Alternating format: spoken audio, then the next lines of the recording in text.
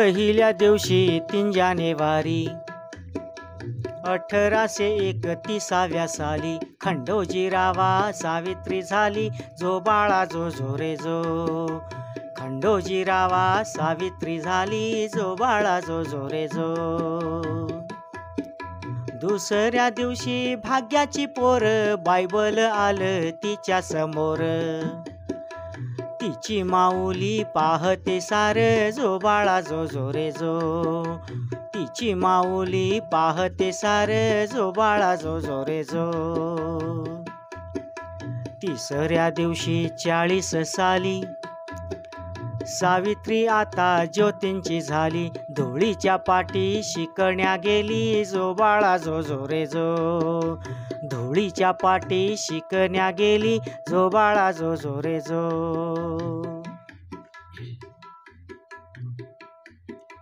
चौथ्या दिवशी शिक्षण पूर सावित्री आली शिकवण्या मोर. शिकू लागल्या पोरी अक्षर, जो बाळा जो जो रे जो. शिकू लागल्या पोरी अक्षर, जो बाळा जो जो रे जो.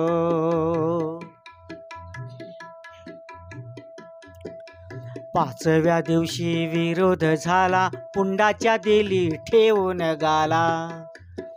शिक्षणानं अबला बने सबला, जो बाळा जो जो रे जो.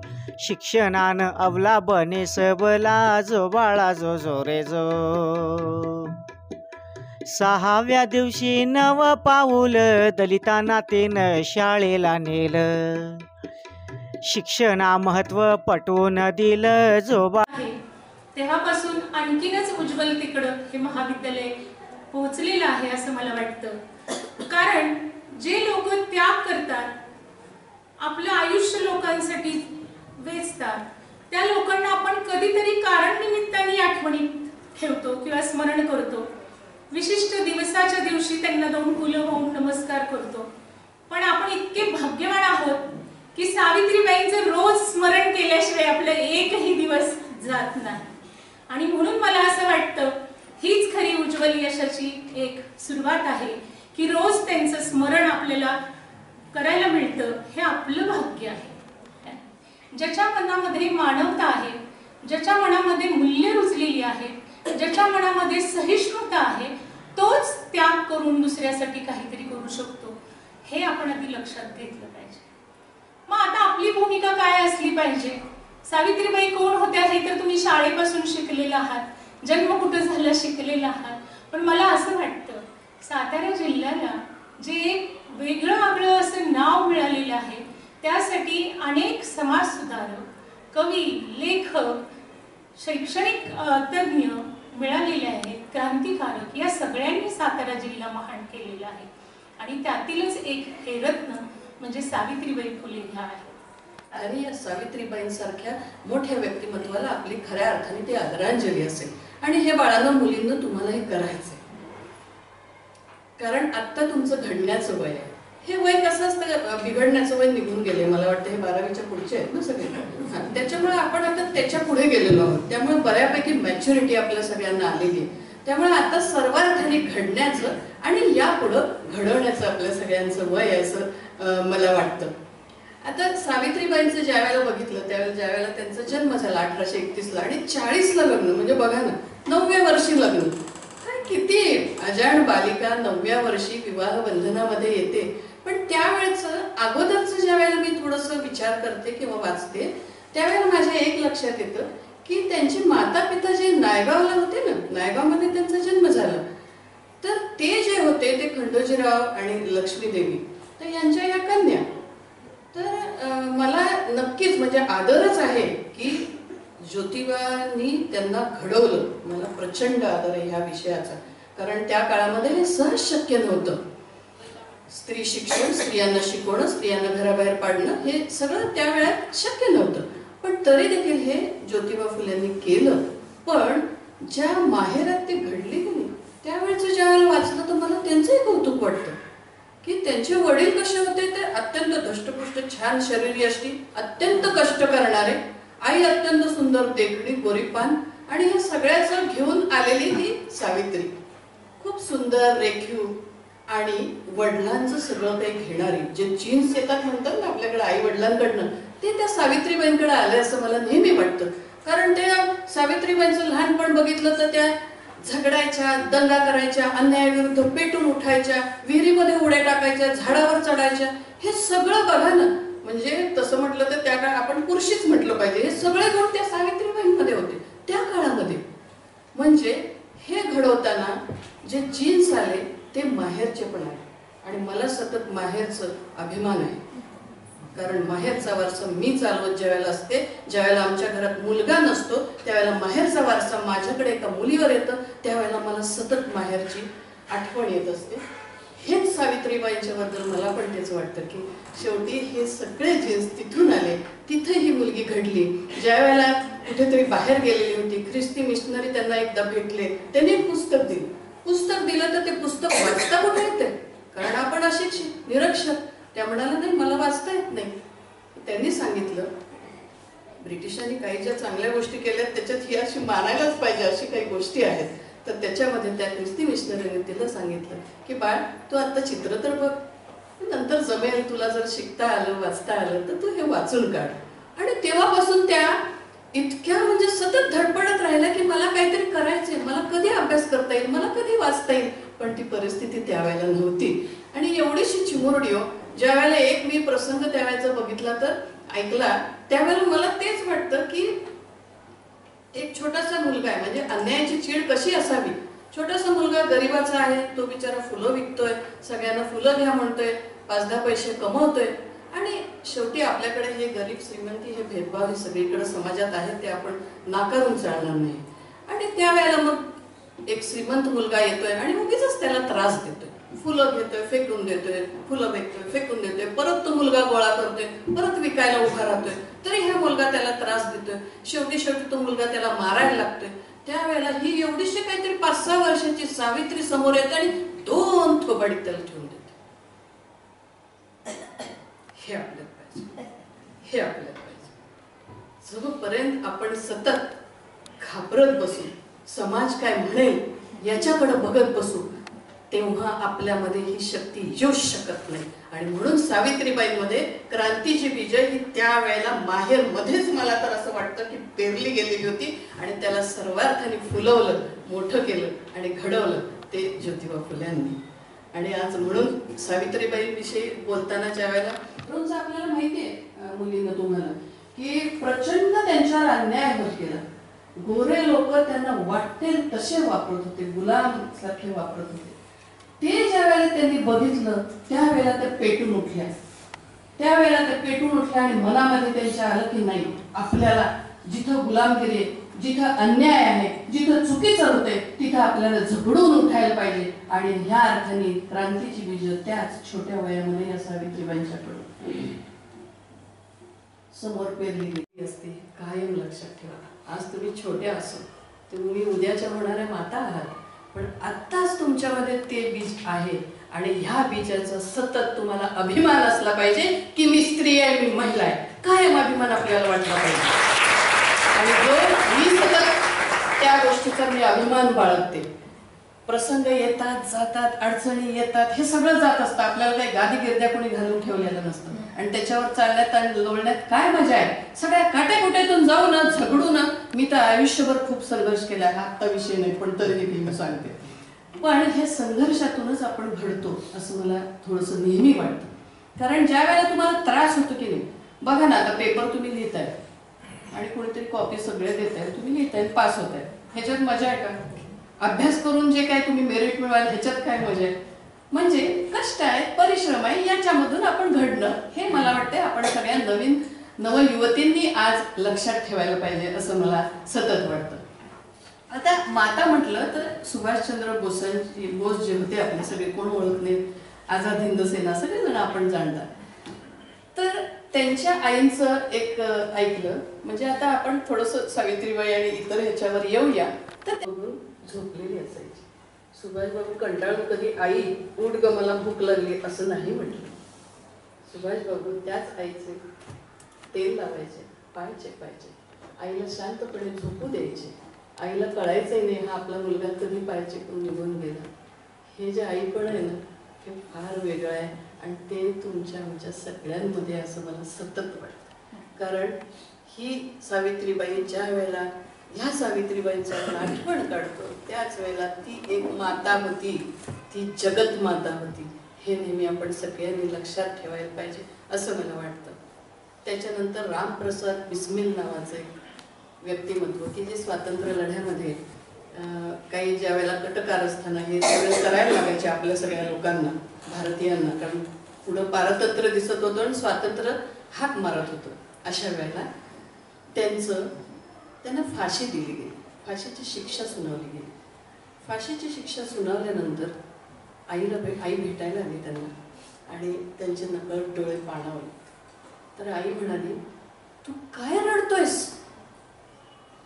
तू असं डोळ्यात पाणी आणूच कसं शकतोस? तू मातृभूमीच्या रक्षणार्थ आजपर्यंत लढलेला आहेस आणि उद्या मरणार म्हणून तू रडतोस? आईला असं काहीतरी वाटलं. ते म्हणाली, आई की तुझं रामप्रसाद नाव कसं ठेवलं माहितीये का तुला? श्री रामाला मी प्रार्थना केली की माझ्या पोटी असा पुत्र निघू दे की तो माझ्या या मातृभूमीची सेवा करेल. आणि तुला मागून घेतलेला तू पुत्र आहेस, मी देवाला मागून घेतलेला तू राम आहेस, रामाचं रूप आहे आणि तू रडतोस. त्याच्यावर ते म्हणाले की आई मी नाही ग रडत, मी मातृभूमीसाठी वाटेल ते आजपर्यंत केलं, तुरुंगवास भोगला, उद्या मी फाशी जाणार आहे. फक्त मला एवढंच वाटतं की मला उद्यानंतर तू नाही दिसणार म्हणून थोडंसं डोळ्यामध्ये माझ्या पाणी आलं. ही आईची महती आहे, ही आईची महती आहे. किती थोर माता ह्या होऊन गेल्या. त्याच्या पुढचं आपले छत्रपती ज्यांच्या राजधानीमध्ये आपण राहतो, ज्यावेळेला राज्याभिषेकाचा दिवस आला 6 जूनचा, त्यावेळेला जिजाऊ थकल्या होत्या. फारसं त्यांना चालणं, शारीरिक प्रकृती नीट नव्हती. अशा वेळेला त्या खाली राहत होत्या, रायगडाच्या खाली. आणि मग त्या ज्या वेळेला वरती तिथे आल्या त्यावेळेला राजांनी खाली वाकून नमस्कार केला. जिजाऊंनी थरथरत्या हाताने आपलं त्यांना आशीर्वाद दिला आणि त्यावेळेला म्हणाल्या की बाळा, जर पुनर्जन्म असेलच या जगात तर तूच माझ्या पोटी येशील. हे जिजाऊ बोलले. हे झाल्यानंतर 10-12 दिवसातच मला वाटते जिजाऊ गेल्या. आणि मग ज्या वेळेला ही बातमी आली त्यावेळेला शिवाजी महाराज धावत धावत धावत आईला भेटायला निघाले. आणि ते धावत होते, डोंगरातून दगडामधून सगळीकडून धावत होते आणि खाली पाय लावत होते, नमस्कार करत, मातीला पाय लावत होते, नमस्कार करत होते. बाकीच्या सगळ्यांनी विचारलं की महाराज हे काय करताय तुम्ही, खाली का हात लावताय? अरे ही माती आहे ना, माझ्या आईच्या येण्या जाण्याने पवित्र झालेली माती आहे आणि म्हणून त्या मातीला मी नमस्कार करतोय. आणि ती माझी जी जिजाऊ माता आहे, आज इथून माझ्यातून गेलेली आहे, पण इथून पदोपदी तिची मला आठवण येते. महाराज जातात, समोर जिजाऊ साहेबांचं शव असतं, तिथं लोटांगण घालतात आणि त्यावेळेला म्हणतात, आई खरंच पुनर्जन्म जर असेल ना तर मी तुझ्याच कुशीत येईल जन्माला. हे असतं आईचं आणि मुलाचं प्रेम. हे बाळांना एवढ्याचसाठी मला सांगायचं होतं की आपण सर्वार्थाने इथं बसलेल्या ज्या आहेत, जास्तीत जास्त त्या माता आहेत, आजच्या आहेत, उद्याच्या आहेत. आपल्याला हे सगळं आजपासून हे लक्षात ठेवायचं आहे. क्रांतीज्योती ज्या वेळेला सावित्रीबाईंचं आपण ही सगळी आठवण करतो आहे त्यावेळेला ते आपल्याला खूप देऊन गेलेलं आहे. ह्या अशा माता आपल्याला इतकं खूप सारं देऊन गेलेलं आहे. ज्या वेळेला एक पुस्तक आहे बघा, महाभारतातील स्त्रिया म्हणून, त्यावेळेला मी त्याच्यामध्ये बघत गेले तर एवढ्या स्त्रिया आहेत. महाभारत काल कुठला, हा तर अलीकडचा, पण त्या काळामध्ये स्त्रीला सर एवढं महत्व होतं. प्रत्येक ठिकाणी स्त्रीला मानाचं स्थान असायचं. म्हणजे आता त्या गार्गी, मैत्री, इंद्राणी नाही का, कात्यायनी, ही जी सगळी नावं आहेत ह्या फार बुद्धिमान महिला होत्या. त्या याज्ञवल्क्यासारख्या मोठ्या विद्वान पंडिताला हरवणाऱ्या या महिला त्या काळात होत्या. आणि त्यावेळेचा समाज, मला खरंच सलाम करावा असं वाटतं, त्यावेळेचा समाज असा होता की महिलांना उचलत होता. प्रत्येक ठिकाणी महिलांना मोठं स्थान होतं. त्या काळात महाभारत काळ म्हणजे कुठलं काळ तो, त्या काळात आणि मग तो काळ झाला, मधला काळ झाला, आणि आता आपण आजच्या काळामध्ये आलो. आता आजच्या काळामध्ये आपल्याला काय हवं? सावित्रीबाईंनी आपल्याला नीव घालून दिली, शिक्षण आपल्याला करा म्हटलंय. तुम्ही आम्ही सगळेजण चांगल्या पद्धतीत शिक्षण करतोय. आज मलाही अभिमान वाटतो की जिथं जिथं वर्तमानपत्रात बघा किंवा गावांमधले बोर्ड बघा, तिथं महिलाच मेरिटमध्ये असतात, मुलीच आमच्या मेरिटमध्ये असतात. कुठलं क्षेत्र सोडलंय आज तुम्ही? प्रत्येक क्षेत्रामध्ये आपण, ही आपल्या सगळ्यांच्या दृष्टीने अभिमानाची गोष्ट आहे. कुठलंच क्षेत्र सोडलेलं नाही. पूर्वी बघा ना, असं काही अरे विमान उडवायचं फार मोठं वाटायचं. कुठं कधी विमान उडवलं महिलेने आमच्या कळलं नाही, कधी रेल्वे चालवली महिलेने कळलं नाही. आज बिचाऱ्या ज्यांची आर्थिक परिस्थिती बरी नाही त्या महिला ड्रायव्हर होत्या, कंडक्टर होत्या, रिक्षा चालवत आहेत, बस चालवत आहेत. म्हणजे सर्वार्थाने महिला कुठल्याही वर्गातली असो, मला असं वाटतं की वातावरण फार चांगलं आहे. महिलांच्या दृष्टीने आज फार वातावरण चांगलं आहे. आणि मग ज्या वेळेला आपण चांगलं म्हणतो त्याच वेळेला आपली जबाबदारी बाळांनो किती वाढते हे सांगा. आपली जबाबदारी खूप वाढते. कारण आपल्याकडं ना सगळीकडच्या नजरा अशा वेगळ्या असतात ना की तुम्हाला त्यातून तरुण पुढे जायचं असतं. मग त्या नजरा कशा असतात तुम्हाला माहिती आहे. बसमध्ये जातो, गाडीमध्ये बसतो, गर्दीत जातो, कुठं फेअरला जातो, त्यावेळेची केलेली धक्काधुक्की, मुद्दाम केलेले स्पर्श, मुद्दाम काहीतरी केलेल्या चुकीच्या गोष्टी, ह्या सगळ्या समजण्याचं वय त्याच्या पुढे आपण गेलो. हे सगळं 6वी 7वी 5वी 6वीच्या मुलींना सांगण्याची ही गोष्ट आहे. पण तरी देखील आज समाजामध्ये ज्या वेळेला सगळं चांगलं आहे त्यावेळेला विकृत भावना देखील तेवढीच आहे. हे आपण विसरून चालणार नाही असं मला नेहमी वाटतं. कारण आज ज्या वेळेला मी एक संस्था छोटीशी का होईना चालवते त्यावेळेला मुलींसाठी मी सतत हेच घेते. मी सर माता पालक आणि माता, पुरुष आणि पुरुष पालक असे प्रयोग सुरू केलेत अलीकडे. आणि मग अशा वेळेला त्या लोकांना, त्या मातांना खरंच असं विचार करावा असं वाटतं की अरे खरंच हे असं होते, अरे हे जे सांगतायत त्यात आपला मुलगा आहे का, आपली मुलगी आहे का, असा विचार पालक करायला लागतो. कारण आज ज्या वेळेला तुम्हाला पालकांनी अत्यंत विश्वासाने करत शिक्षण संस्था चांगली आहे, महिला कॉलेज चांगलं आहे म्हणून तुम्हाला पाठवलेलं आहे, पण त्याच वेळेला आपण तेवढं जबाबदारीने राहतोय का, हा फार महत्वाचा विषय आज आहे. कारण तुम्हाला चांगलं भवितव्य घडवायचंय. मगाशी मी ऐकलं की त्यावेळेला त्या आई वडिलांनी करायचं काय, आज हे समाजाने करायचं काय. कारण आजूबाजूचं वाईट म्हणतात, नातेवाईक तुटतात, समाज तुटतो आणि सगळीकडे वाईट बभरा त्या आई बापांचं होतं. हे आज आपल्या गोष्टीमुळे होतं. म्हणून कधीही आई वडिलांवर विश्वास ठेवून जर पुढे तुम्ही जाल तर तुमचं सरळार्थाने कल्याण होईल असं मला नेहमी वाटतं.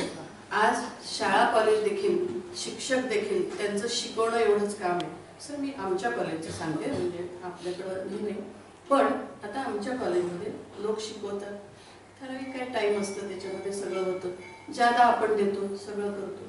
पण त्या व्यतिरिक्त मुली नाही, मुलं वर्गात बसावीत म्हणून शिक्षक सगळीकडून मोटरसायकलने फिरवतात आणि मुलांना धरून आणून वर्गात बसवतात. आज ही परिस्थिती आहे. एकच कॉलेज नाही, अनेक ठिकाणी मुली बिचाऱ्या काय असतात, पटकन तो क्लास झाला दुसऱ्या क्लासमध्ये जातात, त्या वर्गाला बसतात. ही मुलींची सिन्सिरिटी असते. पण मुलांची ही परिस्थिती आहे. आज आमच्या कॉलेजचे शिक्षक जे काही 2-3 मजले आहेत तिथं मी त्यांना सांगते की रोज वरपर्यंत जाऊन यायचं, कारण तिथं डिपार्टमेंट आहे, पुन्हा केबिन आहे, पुन्हा बंद आहे. हे सगळं काळजी इतकी घ्यायला लागते की एक महिला म्हणून आणि थोडंसं सामाजिक भावनेची जाण असल्यामुळं मी या सगळ्या प्राध्यापकांना हे सांगते की वरती जायचं, बघायचं, वर्ग बघून मग खाली यायचं. म्हणजे ही परिस्थिती आहे. मग शिक्षकांनी करायचं काय काय, मग शिक्षकांनी काय काय, मी ह्या दृष्टीने शिक्षकांची बाजू जास्त घेते. कारण खरंच आहे, बाकी ही इतर कामं एवढी आहेत, म्हणजे जसं आता आपल्याकडे नॅक आहे, अमुक आहे, तमुक आहे, ठीक आहे, आपल्या उन्नतीसाठी जरी असलं तरी ही थोडी कामं आहेत. आणि मग प्राथमिक माध्यमिकच्या लोकांना तर भरपूरच काम आहेत, काही नको ती पण कामं असतात. मग आता ह्या सगळ्या कामांमधून शिक्षकांनी तुमच्यासाठी करायचं काय काय. म्हणून ज्या वेळेला म्हणतो की नाही आपण मातृदेवो भव, पितृदेवो भव, आचार्य देवो भव, हे नेहमी लक्षात ठेवायचं असतं. कारण आचार्य हा आपल्याला घडवण्यासाठी सर्वार्थाने काम करत असतो. आपण तेच विसरून जातो. कधी बाळांनो हे विसरायचं नसतं. आई वडील आणि गुरुजन कधीही विसरायचं नाही. कारण मी नेहमी आमच्या प्राध्यापकांना म्हणते तुम्ही किती नशीबवान आहात की मी भेटले तर मला कधीतरी 2-4 मुलं भेटतील. हां मॅडम बरं झालं तुमच्या संस्थेत होतो आमचं बरं झालं. पण हेच तुम्हाला मंडळींना इतकी लोक भेटतात की दिवसाला 50 भेटतील. हा हे सर आम्हाला होते, या मॅडम असे होते, त्यांनी हे शिकवलं. हे सांगणारे जे आहे म्हणजे खरंच प्राध्यापक मंडळी खूप भाग्यवान त्या अर्थाने असतात असं मला वाटतं. थोडंसं सामाजिक कार्यात असल्यामुळे मला लोक भेटतात, नाहीतर संस्था प्रमुखांना कोण भेटणार या अर्थाने. कहाणी आचल में है दूध और आंखों में पाणी, त्याचं बाबा बोरकरांनी असं ट्रान्सलेशन केलंय. स्त्री जन्म ही तुझी कहाणी, हृदय अमृत नयनी पाणी. नयनी पाणी पाहिजे का? पाहिजे का? नाही पाहिजे. नयनी पाणी नाही पाहिजे. ह्या कवितांचा सन्मान करायचा, पण नयनी पाणी नाही पाहिजे. आणि म्हणून मग मला तेच तिथं दिसलं ते मी सांगते आणि माझ्या भाषणाचा शेवट करते. सर आपण सगळ्यांनी मला इथं बोलवलं त्याबद्दल मी फार लहान कार्य करते, पण मला आवडतं की मुलांमध्ये जायला बोलायला आणि आपले विचार द्यायला. तो तुम्ही सन्मान दिला मॅडमनी खूप छान. मैं औरत हूँ, मैं औरत हूँ. दगड धोंडे चिखल खावे लागले असताना सुद्धा त्या थांबल्या नाहीत. आपल्या जीवनामध्ये सुद्धा अशा अडचणी अनेक येत असतात. मग त्यावेळेस आपल्याला भीती वाटता कामा नये, हा बोध आपण घेतला पाहिजे. खरं तर जीवनाचं जे पुस्तक असतं त्याचं पहिलं पान असतं जन्म आणि दुसरं पान असतं मृत्यू. मधली जी पानं असतात ती सगळे आपण भरायची असतात. संघर्ष आहेच, संघर्षाच्या वाटा कठीण असतात म्हणून त्याला संघर्ष म्हणतात. पण आपण जर भक्कम असेल आणि साथ चांगली असेल, आपली निवड चांगली असेल, तर तो संघर्ष यशस्वीतेकडे जायला मदत होत असते. असा संघर्ष अनेक महिलांनी केलेला आहे, आजही करत आहे. म्हणून त्यांच्या जयंत्या पुण्यतिथ्या आपण साजऱ्या करत आहोत. उच्च पदस्थ महिला आहेत, IPS झालेल्या आहेत, मीरा बोरवणकर पासून कल्पना चावला पासून ह्या सगळ्या पाहतोय आपण. आता मान्यताईंचं सुद्धा काम सामाजिक शैक्षणिक खूप छान आहे. हे कशासाठी अवगत करायचं आपण, याच्यातून प्रेरणा घ्यायची. आणि माणूस हा अनुभवातून शिकतो. Experience is the best teacher. त्यांनी मुलींच्या जीवनामधलं थोडंसं, दैनंदिन जीवनामधलं थोडासा स्पर्श केला त्या विषयाला. जो जो अनुभव येतो त्या अनुभवातून ते स्वीकारायचं का नाही हे आपण ठरवायचं असतं आणि त्यातून व्यक्तिमत्व घडत असतं. मग योग्य की अयोग्य याची विचार करण्याची पातळी, ती क्षमता आपल्यामध्ये अनुभवातून निर्माण होत असते. आणि हे कशातून होतं तर वागण्यातून, बोलण्यातून, बसण्यातून, पाहण्यातून, निरीक्षण तर सगळ्यात उत्तम क्षमता आहे आपल्याकडे. आपल्या समोर कार्यक्रम सुरू झाल्यापासून हे कॅमेरामन स्वतःच्या कामात मग्न आहे. बघा त्यांचं विचलित आहेत का ते अजिबात. ते कोणाकडे बघत नाही. त्यांना काय साध्य करायचंय याच्याकडे त्यांचं लक्ष आहे.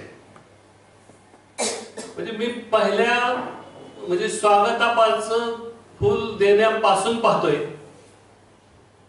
खुर्चीवरून सत्कारासाठी समोर येत असायच्या अगोदर त्यांचा कॅमेरा तयार असायचा आणि पुस्तक हातात द्यायचं म्हणलं की क्लिक. म्हणजे एवढी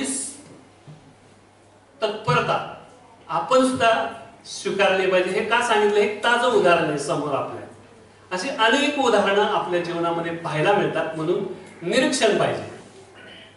योग्य अयोग्य मुलींना या वयामध्ये, आता तुम्ही मोठ्याच आहात, तुम्हाला कळतंय सगळं, तर स्वीकारायचं काय हे आपण ठरवायचं असतं. या जयंतीच्या निमित्तानं आज खरं तर मी फार भाग्यवान आहे मॅडम. मी सकाळी लहान मुलांचा कार्यक्रम खाली कल्याणीमध्ये घेतला, LKG HKG तिथं पण बोलवलं, त्यांच्यासारखं पण वागावं लागलं. पुन्हा प्रायमरीचा कार्यक्रम झाला, प्रायमरीचं बी पारितोषिक वितरण होतं, त्यांची भाषणं होती, त्यांचं नाटक पाहिलं प्रायमरीच्या मुलांचं, 1ली ते 4थीच्या. आणि पुन्हा माध्यमिकचा कार्यक्रम होता आमच्या शाळेचा, मी जिथं मुख्याध्यापक आहे तिथं पण मनोगत व्यक्त कर म्हणजे. आणि हा 4था कार्यक्रम की सिनियरच्या लोकांच्या समोर बोलायचं. म्हणजे हे जे आहे ना ते स्त्रियांमध्ये सुद्धा आहे, स्त्रियांमध्ये सुद्धा आहे सर. हे कसं, सकाळी उठलं की बाबा वेगळीच हाक मारतात मुलीला, आई वेगळीच हाक मारते, बाबांचं ऐकायचं का आईचं ऐकायचं, दोघांचंही साम्य करावं लागतंय, काय द्यायचं घ्यायचं, पुन्हा स्वतःच आवरायचं, पुन्हा शाळेची कॉलेजची कटकट असते, हे पूर्ण ते पूर्ण. म्हणजे मल्टी पर्सनॅलिटी तयार झालेली असते स्त्रियांची, मॅडमनी सांगितलं ते. आणि त्यात मजा आहे. मजा कशात आहे, आनंद कशात आहे, मल्टी टास्क आला पाहिजे आपल्याला. म्हणजे तुम्ही बघत असाल, तुमच्या प्राध्यापकांचं निरीक्षण करत असाल, मॅडमचं निरीक्षण करत असताना काही लोक मल्टी काम करतात, काही पण करतात. शिपाई नसला बेल दाबायची, म्हणजे कॉलेजला ती वेळ येत नसेल पण खाली माध्यमिक वगैरे येते वेळ. म्हणजे या गोष्टी या वयामध्ये शिकायला मिळतात, शालेय आणि कॉलेज जीवनामध्ये हे शिकायला मिळतं. आणि त्यातून व्यक्तिमत्व घडत जातात आणि चांगले आचार विचार घ्यायला संधी इथंच असते. एकदा तुम्ही स्वीकारलं योग्य मार्ग की पुन्हा बदल होत नाही त्याच्यामध्ये. म्हणून वाचन ठेवा, वाचनाने व्यक्तिमत्व समृद्ध होतं आणि विचार करायला सुद्धा ते लावत असतं. या जयंतीच्या निमित्तानं पुनश्च एकदा सर्वांना, सर्व समाजसुधारकांना, सावित्रीबाईंना अभिवादन करतो आणि या कार्यक्रमाच्या निमित्तानं सर्वांना शुभेच्छा देतो आणि थांबतो. जय हिंद, जय कर. नमस्कार, मी प्रीती चौधरी, सावित्रीबाई फुले महिला महाविद्यालयातील विद्यार्थी आहे, M.Com फर्स्टची. आज आमच्या कॉलेजमध्ये सावित्रीबाई फुले यांची जयंतीची कार्यक्रम होता, त्याबद्दल आज पोस्टर प्रेझेंटेशन घेतलं होतं. त्यामध्ये मी पार्टिसिपेशन केलं आणि मी पिंपळाच्या पानावरती सावित्रीबाई फुलेंचं स्केच काढलेलं आहे.